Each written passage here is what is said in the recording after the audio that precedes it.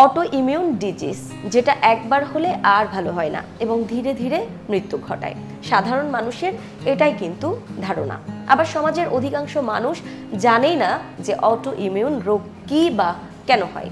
এদিকে অনেক অনভিজ্ঞ চিকিৎসকেরা রোগী যদি অটো ইমিউন রোগে আক্রান্ত হয় অনেক সময় সরাসরি বলেই দেন যে এই রোগ থেকে সুস্থ হওয়া সম্ভব না। এমন উদাহরণও কিন্তু আছে। হ্যাঁ, এটি পুরোপুরি নিরাময়যোগ্য না, কিন্তু বর্তমান কিছু চিকিৎসায় সকল ধরনের অটোইমিউন রোগ থেকে সুস্থ হচ্ছেন হাজার হাজার মানুষ। দর্শক, স্বাস্থ্যবিধির আজকের পর্ব অটো ইমিউন ডিজিজ বিষয়ে সঙ্গে আছি আমি প্রান্তি সারোয়ার। একজন বিশেষজ্ঞ চিকিৎসকের কাছ থেকে জেনে নেব এ বিষয়ে নানা তথ্য। আশা করি সম্পূর্ণ একটি দিক নির্দেশনা অবশ্যই পাবেন। পুরোটা সময় সঙ্গেই থাকুন।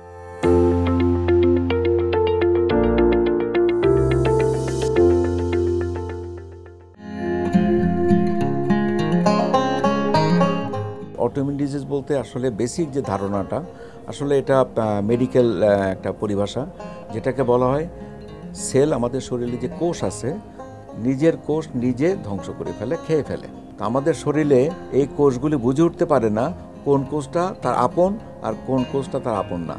তখন তারা তখন দেখা যাচ্ছে যে আপন তাকেও সে ডিস্ট্রয় করে ফেলতেছে। ডিস্ট্রয় করার পরে কিছু অসুখের সৃষ্টি হয়, যেটাকে আমরা আমাদের যে মেডিকেল পরিভাষা বলা হয় অটো ইমিউন ডিজিজ। এবং এই অটো ইমিউন ডিজিজ কিন্তু শরীরের বিভিন্ন অঙ্গে সে ব্রেন থেকে যদি শুরু করে আমরা পায়ের নিচে পর্যন্ত, স্কিন থেকে শুরু করে প্রতিটা জায়গায় কিন্তু অটো ইমিউন ডিজিজ। যেমন ব্রেনে হতে পারে, চোখে হতে পারে, হার্টে হতে পারে, লিভারে হতে পারে, কিডনিতে হতে পারে, ইভেন স্কিনে হতে পারে, জয়েন্টে হতে পারে। সুনির্দিষ্টভাবে বলা যাবে না যে অটোইমিউন ডিজিজ হলে কী লক্ষণ। বিভিন্ন অর্গানে, বিভিন্ন সিস্টেমে যখন ইনভলভ হবে ওই সিস্টেমের লক্ষণগুলি আমরা তখন। আবার অনেক সময় কিন্তু বাইদি ভাই বলে রাখি যে কোনো লক্ষণ ছাড়াও আমরা স্ক্রিনিং টেস্ট করি, ধরা পড়লো যে তার একটা অটোইমিউন ডিজিজ আছে।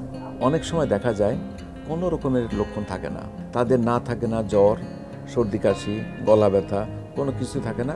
কিন্তু আমরা যখন রুটিন চেক আপ করি, আপনি জানেন যে 40-50 বছর বয়সে পার হয়ে গেলে ছেলেদের এবং মেয়েদের আমরা কিছু রুটিন চেক আপ করি, যেটাকে হেলথ চেক আপ বলা হয়। হেলথ চেক আপে ধরা পড়লো যে তার একটা অটোইমিউন ডিজিজ। তখন আমাদেরকে রোগীকে আশ্বস্ত করতে হবে আপনার ভয় পাওয়ার কিছু নাই, আপনি শারীরিকভাবে সুস্থ আছেন এবং আপনাকে যে জিনিসটা করতে হবে আপনার লাইফস্টাইলটা আপনাকে মেনটেন করতে হবে। যদি এই ধরনের রোগীরা সঠিক সময়ে এটা যদি ডায়াগনোসিস না হয়, চিহ্নিত না হয়, এবং চিহ্নিত না হলে তার চিকিৎসা আমরা দিতে বিলম্ব করতেছি, এবং বিলম্ব হওয়ার কারণে পেশেন্টের এই ধরনের রোগীদের দেখা গেলো যে এমনকি মৃত্যু পর্যন্ত ঝুঁকি থেকে যাচ্ছে। তাৎক্ষণিকভাবে রোগীর যে লক্ষণটা আছে, যেমন রোগীর লক্ষণ এখন যদি লিভারে কিছু ধরা পড়ে বা কিডনিতে ধরা পড়ে, তাৎক্ষণিক আমরা রোগীর যে সিমটমটা আছে আমাদের সিমটমটাকে রিলিভ করতে হবে, আমাদের সিমটমটাকে কোনোভাবেও সিমটমটাকে আমাদেরকে কমাতে হবে। যে তার যদি ব্যথাটা থাকে ব্যথা কমাতে হবে, জ্বর থাকলে জ্বর কমাতে হবে, নাম্বার 1। নাম্বার 2, যেটা রোগীকে আশ্বস্ত করতে হবে যে আমরা যে ওষুধটা দিচ্ছি এই ওষুধটা কিন্তু আপনার কন্টিনিউ নিয়মিতভাবে খেতে হবে। প্রতি 2 মাস বা 3 মাস অন্তর একবার করে ফলো আপে আসবেন, যাতে করে যে ওষুধটা খাচ্ছেন অটোইমিউন ডিজিজের জন্য সেই ওষুধের কোনো পার্শ্ব প্রতিক্রিয়া হার্টে, কিডনিতে, লিভারে বা শরীরের কোথাও হচ্ছে কিনা এইটা জাস্ট মনিটর করার জন্য। কোনোভাবে যেন ডায়াবেটিস যেন না হয়, আপনার বডি ওয়েটটাকে ফিক্স রাখতে হবে, আপনার কোলেস্টেরলের জন্য না বাড়ে, আপনার ব্লাড প্রেশার জন্য ঠিক থাকে, আপনার ঘুম যেন ঠিক থাকে, আপনার স্মোকিংয়ের জন্য যদি খারাপ অভ্যাস থাকে এগুলো ছেড়ে দিতে হবে, মদ্যপানের যদি কোনো রকমের খারাপ অভ্যাস থাকে এগুলো ছেড়ে দিতে হবে। সর্বোপরি যে জিনিসটা না বললেই নয় সেটা হলো বর্তমান যুগে এই সময়টা মানুষজন স্ট্রেসফুল লাইফ লিড করে, এই স্ট্রেসটাকে আমাদের কমাতে হবে। তারা যদি নিয়মিতভাবে চিকিৎসা নেয় এবং ডাক্তারের সাথে একটা ক্লোজ কন্ট্যাক্টে থাকে, ফলো আপে থাকে, তাহলে এই যে জটিলতা কথাগুলি আপনি বারবার উঠে আসতেছে যে কী জটিলতা সেই ক্ষেত্রে জটিলতা কিন্তু অনেকখানি আমরা মিনিমাইজ করতে পারি। এই রোগে সবচেয়ে বেশি দরকার ধৈর্য, এবং একবার এটি হলে সারা জীবন চিকিৎসার জন্য প্রস্তুত থাকতে হবে।